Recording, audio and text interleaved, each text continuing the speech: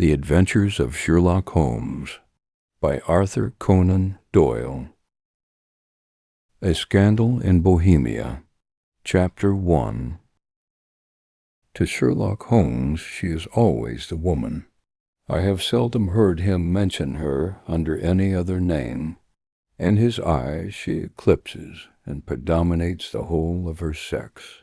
It was not that he felt any emotion akin to love for Irene Adler. All emotions, and that one particularly, were abhorrent to his cold, precise, but admirably balanced mind. He was, I take it, the most perfect reasoning and observing machine that the world has seen, but as a lover he would have placed himself in a false position. He never spoke of the softer passions, save with a jibe and a sneer. They were admirable things for the observer, excellent for drawing the veil from men's motives and actions. But for the trained reasoner to admit such intrusions into his own delicate and finely adjusted temperament was to introduce a distracting factor which might throw a doubt upon all his mental results. Grit in a sensitive instrument, or a crack in one of his own high-power lenses, would not be more disturbing than a strong emotion in a nature such as his. And yet there was but one woman to him, and that woman was the late Irene Adler, of dubious and questionable memory. I had seen little of Holmes lately. My marriage had drifted us away from each other. My own complete happiness, and the home-centered interests which rise up around the man who first finds himself master of his own establishment, were sufficient to absorb all my attention, while Holmes, who loathed every form of society with his whole Bohemian soul, remained in our lodgings in Baker Street, buried among his old books, and alternating from week to week between cocaine and ambition, the drowsiness of the drug, and the fierce energy of his own keen nature. He was still, as ever, deeply attracted by the study of crime, and occupied his immense faculties and extraordinary powers of observation in following out those clues, and clearing up those mysteries which had been abandoned as hopeless by the official police. From time to time I heard some vague account of his doings, of his summons to Odessa in the case of the Trepoff murder, of his clearing up of the singular tragedy of the Atkinson brothers at Trincomalee, and finally of the mission which he had accomplished so delicately and successfully for the reigning family of Holland. Beyond these signs of his activity, however, which I merely shared with all the readers of the daily press, I knew little of my former friend and companion. One night, it was on the 20th of March, 1888, I was returning from a journey to a patient, for I had now returned to civil practice, when my way led me through Baker Street. As I passed the well-remembered door, which must always be associated in my mind with my wooing, and with the dark incidents of the study in scarlet, I was seized with a keen desire to see Holmes again, and to know how he was employing his extraordinary powers. His rooms were brilliantly lit, and even as I looked up, I saw his tall, spare figure pass twice in a dark silhouette against the blind. He was pacing the room swiftly, eagerly, with his head sunk upon his chest, and his hands clasped behind him. To me, who knew his every mood and habit, his attitude and manner told their own story. He was at work again. He had risen out of his drug-created dreams and was hot upon the scent of some new problem. I rang the bell, and was shown up to the chamber which had formerly been, in part, my own. His manner was not effusive. It seldom was. But he was glad, I think, to see me. With hardly a word spoken, but with a kindly eye, he waved me to an armchair, threw across his case of cigars, and indicated a spirit case and a gasogene in the corner. Then he stood before the fire and looked me over in his singular introspective fashion. "Wedlock suits you," he remarked. "I think, Watson, that you have put on 7.5 pounds since I saw you."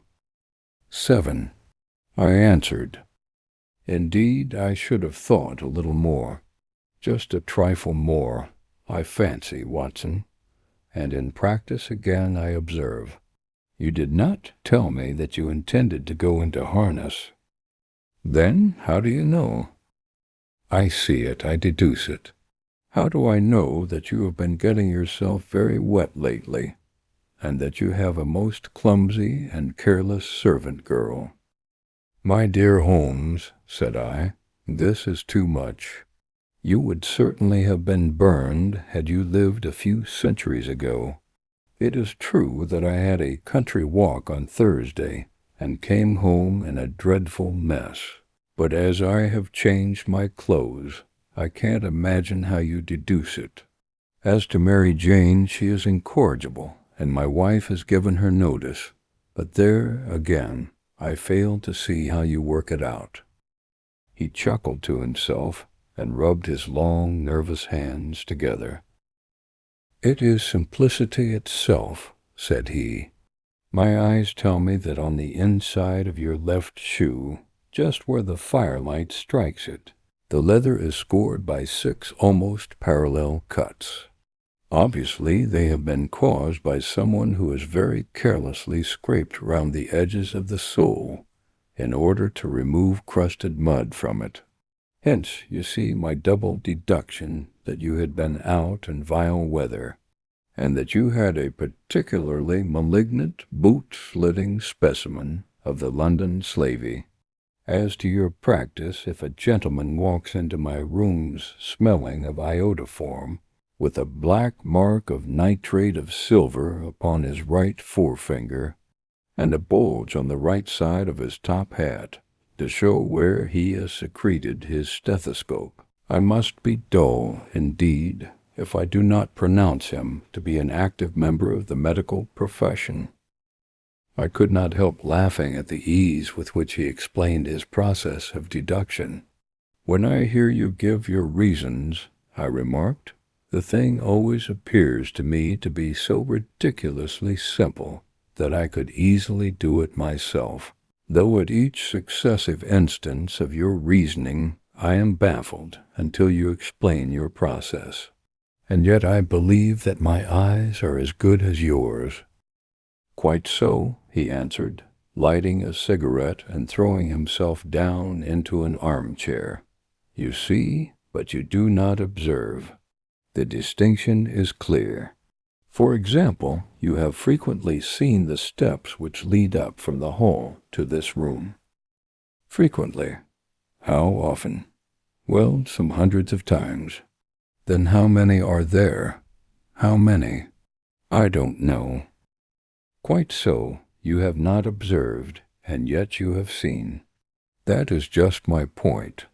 Now, I know that there are 17 steps, because I have both seen and observed. By the way, since you are interested in these little problems, and since you are good enough to chronicle 1 or 2 of my trifling experiences, you may be interested in this." He threw over a sheet of thick, pink-tinted notepaper which had been lying open upon the table. "It came by the last post," said he. "Read it aloud." The note was undated, and without either signature or address. "There will call upon you tonight at 7:45 o'clock, it said, "a gentleman who desires to consult you upon a matter of the very deepest moment. Your recent services to one of the royal houses of Europe have shown that you are one who may safely be trusted with matters which are of an importance which can hardly be exaggerated. This account of you we have from all quarters received. Be in your chamber then at that hour, and do not take it amiss if your visitor wear a mask." This is indeed a mystery, I remarked. What do you imagine that it means? I have no data yet. It is a capital mistake to theorize before one has data. Insensibly one begins to twist facts to suit theories, instead of theories to suit facts. But the note itself, what do you deduce from it? I carefully examined the writing and the paper upon which it was written. The man who wrote it was presumably well-to-do, I remarked, endeavoring to imitate my companion's processes. Such paper could not be bought under half-a-crown a packet. It is peculiarly strong and stiff. Peculiar, that is the very word, said Holmes. It is not an English paper at all. Hold it up to the light. I did so and saw a large E with a small g, a P, and a large G with a small t woven into the texture of the paper. What do you make of that? Asked Holmes. The name of the maker, no doubt. Or his monogram, rather. Not at all. The G with the small t stands for Gesellschaft, which is the German for company. It is a customary contraction like our co. P, of course, stands for papier. Now for the E.G. Let us glance at our Continental Gazetteer. He took down a heavy brown volume from his shelves. Eglinitz, here we are, Igria. It is in a German-speaking country, in Bohemia, not far from Carlsbad. Remarkable as being the scene of the death of Wallenstein and for its numerous glass factories and paper mills. Ha, my boy, what do you make of that? His eyes sparkled, and he sent up a great blue triumphant cloud from his cigarette.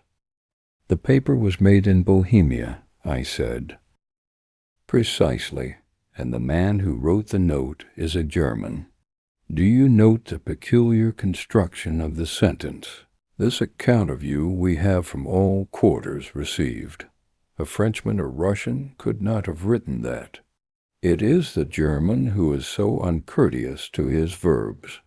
It only remains, therefore, to discover what is wanted by this German who writes upon Bohemian paper and prefers wearing a mask to showing his face. And here he comes, if I am not mistaken, to resolve all our doubts. As he spoke, there was the sharp sound of horses' hoofs and grating wheels against the curb, followed by a sharp pull at the bell. Holmes whistled. A pair, by the sound, said he. Yes, he continued, glancing out of the window. A nice little brougham and a pair of beauties, 150 guineas apiece. There's money in this case, Watson, if there is nothing else. I think that I had better go, Holmes. Not a bit, Doctor. Stay where you are. I am lost without my Boswell, and this promises to be interesting. It would be a pity to miss it, but your client, never mind him. I may want your help, and so may he. Here he comes. Sit down in that armchair, Doctor, and give us your best attention. A slow and heavy step, which had been heard upon the stairs and in the passage, paused immediately outside the door. Then there was a loud and authoritative tap. Come in, said Holmes. A man entered who could hardly have been less than 6 feet 6 inches in height, with the chest and limbs of a Hercules. His dress was rich with a richness which would, in England, be looked upon as akin to bad taste. Heavy bands of astrakhan were slashed across the sleeves and fronts of his double-breasted coat, while the deep blue cloak which was thrown over his shoulders was lined with flame-colored silk and secured at the neck with a brooch which consisted of a single flaming beryl. Boots which extended halfway up his calves, and which were trimmed at the tops with rich brown fur, completed the impression of barbaric opulence which was suggested by his whole appearance. He carried a broad-brimmed hat in his hand, while he wore across the upper part of his face, extending down past the cheekbones, a black visored mask, which he had apparently adjusted that very moment, for his hand was still raised to it as he entered. From the lower part of the face he appeared to be a man of strong character, with a thick, hanging lip and a long, straight chin suggestive of resolution, pushed to the length of obstinacy. "You had my note?" he asked with a deep, harsh voice and a strongly marked German accent. "I told you that I would call." He looked from one to the other of us, as if uncertain which to address. "Pray take a seat," said Holmes. "This is my friend and colleague, Dr. Watson, who is occasionally good enough to help me in my cases. Whom have I the honor to address?" "You may address me as the Count von Kram, a Bohemian nobleman. I understand that this gentleman, your friend, is a man of honor and discretion, whom I may trust with a matter of the most extreme importance. If not, I should much prefer to communicate with you alone." I rose to go, but Holmes caught me by the wrist and pushed me back into my chair. "It is both or none," said he. "You may say before this gentleman anything which you may say to me." The Count shrugged his broad shoulders. "Then I must begin," said he, "by binding you both to absolute secrecy for 2 years. At the end of that time the matter will be of no importance. At present it is not too much to say that it is of such weight it may have an influence upon European history." "I promise," said Holmes, "and you will excuse this mask," continued our strange visitor. "The august person who employs me wishes his agent to be unknown to you, and I may confess at once that the title by which I have just called myself is not exactly my own." "I was aware of it," said Holmes dryly. "The circumstances are of great delicacy, and every precaution has to be taken to quench what might grow to be an immense scandal and seriously compromise one of the reigning families of Europe. To speak plainly, the matter implicates the great house of Ormstein, hereditary kings of Bohemia." "I was also aware of that," murmured Holmes, settling himself down in his armchair and closing his eyes.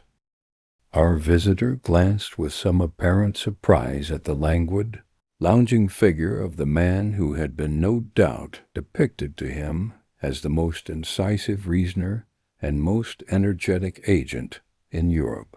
Holmes slowly reopened his eyes and looked impatiently at his gigantic client. "If your Majesty would condescend to state your case," he remarked, "I should be better able to advise you." The man sprang from his chair and paced up and down the room in uncontrollable agitation. Then, with a gesture of desperation, he tore the mask from his face and hurled it upon the ground. "You are right," he cried. "I am the king. Why should I attempt to conceal it?" "Why, indeed?" murmured Holmes. "Your Majesty had not spoken before I was aware that I was addressing Wilhelm Gottsreich Sigismund von Ormstein, Grand Duke of Castle Felstein, and hereditary King of Bohemia." "But you can understand," said our strange visitor, sitting down once more and passing his hand over his high white forehead, "you can understand that I am not accustomed to doing such business in my own person. Yet the matter was so delicate that I could not confide it to an agent without putting myself in his power. I have come incognito from Prague for the purpose of consulting you." "Then, pray consult," said Holmes, shutting his eyes once more. "The facts are briefly these. Some 5 years ago, during a lengthy visit to Warsaw, I made the acquaintance of the well-known adventuress, Irene Adler. The name is no doubt familiar to you. Kindly look her up in my index, Doctor, murmured Holmes without opening his eyes. For many years he had adopted a system of docketing all paragraphs concerning men and things, so that it was difficult to name a subject or a person on which he could not at once furnish information. In this case I found her biography sandwiched in between that of a Hebrew rabbi and that of a staff commander who had written a monograph upon the deep-sea fishes. "Let me see," said Holmes. Born in New Jersey in the year 1858. Contralto, La Scala, Prima Donna Imperial Opera of Warsaw, yes. Retired from operatic stage, Living in London, quite so. Your Majesty, as I understand, became entangled with this young person, wrote her some compromising letters, and is now desirous of getting those letters back. Precisely so. But how? Was there a secret marriage? None. No legal papers or certificates? None. Then I fail to follow your Majesty. If this young person should produce her letters for blackmailing or other purposes, how is she to prove their authenticity? There is the writing. Pooh, forgery. My private notepaper, stolen, my own seal, imitated, my photograph, bought. We were both in the photograph. Oh, dear. That is very bad. Your Majesty has indeed committed an indiscretion. I was mad, insane. You have compromised yourself seriously. I was only Crown Prince then. I was young. I am but 30 now. It must be recovered. We have tried and failed. Your Majesty must pay. It must be bought. She will not sell. Stolen, then? 5 attempts have been made. Twice burglars in my pay ransacked her house. Once we diverted her luggage when she traveled. Twice she has been waylaid. There has been no result. No sign of it. Absolutely none. Holmes laughed. It is quite a pretty little problem, said he. But a very serious one to me, returned the king reproachfully. Very indeed.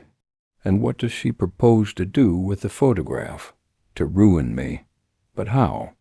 I am about to be married. So I have heard. To Clotilde Lothman von Saxe-Meiningen, second daughter of the King of Scandinavia. You may know the strict principles of her family. She is herself the very soul of delicacy. A shadow of a doubt as to my conduct would bring the matter to an end. And Irene Adler threatens to send them the photograph, and she will do it. I know that she will do it. You do not know her, but she has a soul of steel. She has the face of the most beautiful of women, and the mind of the most resolute of men. Rather than I should marry another woman, there are no lengths to which she would not go, none. You are sure that she has not sent it yet? I am sure. And why? Because she has said that she would send it on the day when the betrothal was publicly proclaimed. That will be next Monday. Oh, then we have 3 days yet, said Holmes with a yawn. That is very fortunate, as I have 1 or 2 matters of importance to look into just at present. Your Majesty will, of course, stay in London for the present? Certainly. You will find me at the Langham under the name of the Count von Kram. Then I shall drop you a line to let you know how we progress. Pray do so. I shall be all anxiety. Then, as to money, you have carte blanche. Absolutely. I tell you that I would give one of the provinces of my kingdom to have that photograph. And for present expenses? The king took a heavy chamois leather bag from under his cloak and laid it on the table. "There are 300 pounds in gold and 700 in notes," he said. Holmes scribbled a receipt upon a sheet of his notebook and handed it to him. "And mademoiselle's address?" he asked. "Is Briony Lodge, Serpentine Avenue, St. John's Wood." Holmes took a note of it. "One other question," said he. "Was the photograph a cabinet?" "It was." "Then good night, your Majesty, and I trust that we shall soon have some good news for you. And good night, Watson," he added, as the wheels of the royal brougham rolled down the street. "If you will be good enough to call tomorrow afternoon at 3 o'clock, I should like to chat this little matter over with you."